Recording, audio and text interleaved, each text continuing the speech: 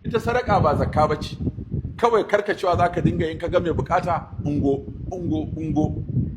Wannan abin yana karawa mutum karfin imani, kuma yakan karawa mutum alaka da Allah, kuma yakan karawa mutum kofa alheri, kuma yakan tsara mutum daga makiya. Dan duk wanda ka ba yace Allah ya saka maka da alheri, wannan bakin nasa da yace Allah ya saka ma da alheri, ai wani ne yayi maka addu'a saboda ka kyautata masa, to wannan addu'a ta fi saurin karɓuwa fiye da wacce zaka wa kanka. Shi sa da zaka gane wata ran ba ma sai ka zauna kana cewa kanka addu'a ba, kawai kyautatawa mutane su ta Allah ya saka da alheri, mun gode. Wannan bakunan nasu ba za a rasa baki ɗaya daga cikin bakunan nan da Allah zai saurara ya karɓi cetonka ya maka rahama ba.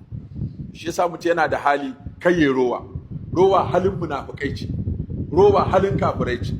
allazina yabkhaluna wa ya'muruna an-nasa bil bukhli, masu rowa kuma zaka ba su ce kai yayi yawa, kina ba da kudin ka za su kare. Wannan sadaka yace to ka yawaita sadaka. Sai yace was sadaqatu tudfi'ul khati'ata, sannan kuma sadakan nan tana shafe maka kurakurai, kamar yadda in an ɗebo ruwa aka zuba akan wuta ruwa yake kashe wuta, to haka nan ma yawan sadaka yake kankare maka zunubi. Don kana da zunubi da yawa kana son Allah ya yafe maka ya maka gafara, to ka tinkari yawan sadaka. Kyauta ce, sadaka ce, wasiya ce, waƙafi ne, din da ake aikin kirki sa hannunka. Musamman a wannan lokaci da Allah ya ɗaga wasu ya ba su da yawa, wasu kuma ba su samu ba kwata-kwata. Wannan lokaci da bala'in wani fa arzikin wani ne. Duk wannan musifar da kake ji kai kana cin wahala, wani fa murna yake da aka shiga hakan, don shi a lokacin zai samu da yawa. Ko ba haka bane? Saboda haka ana samu, wasu suna samu, wasu ba sa samu. Duk kazar da aka gasa yau a Kano sai da aka cinye ta. Ba kazar da take kwana ta kwante. Shi kaga akwai masu cin kaji. Duk tsiran nan da ake yi kullum ba a fasa tsire ba har yau. Duk tsiran da aka sayar da shi ake.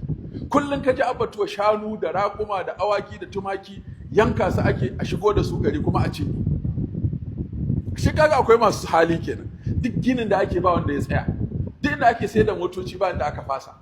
Ashe akwai masu shi, wani kuma yau abin da zai karya ma ba shi da shi.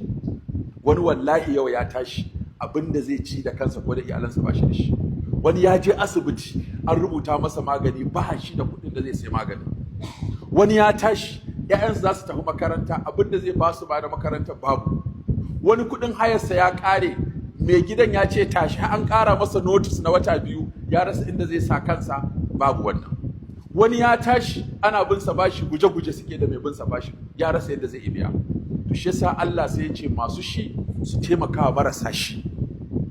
Mai hali ya taimaka wa mara hali, mai akwai ya taimaka wanda ba shi da shi. Domin duniyar ma canza ta Allah yake yi. Wataran wanda kake gani a sama sai kaga Allah ya dawo da su ƙasa, wanda kake gani a ƙasan sai kaga wataran Allah ya mai da su sama. Saboda haka Allah yana son arrahimuna yarhamuhumur rahman irhamu man fil ardi yarhamkum man fis sama. Masu tausayi, masu rahama, Allah yana musu rahama. Ku tausaya wa na ƙasa da ku marasa shi, kuma sai Allah ya duba halin da kuke ciki sai ya muku rahama. Man la yarham la yurham, wanda bai da tausayi ba a tausayinsa. Khairun nas man yanfa'un nas, mafi alherin mutane wanda yake amfanan mutane, wanda yake taimakon mutane, wanda yake agazawa mutane, wanda yake wa mutane hanya su koyi sana'a ko su samu jari ko su samu aikin yi, ko suna da larurori yana da hali shi kuma da zai taimaka musu ya taimaka musu. Wa ahsin kama ahsanallahu ilaika, ka kyautata yadda Allah ya kyautata maka, ka bayar yadda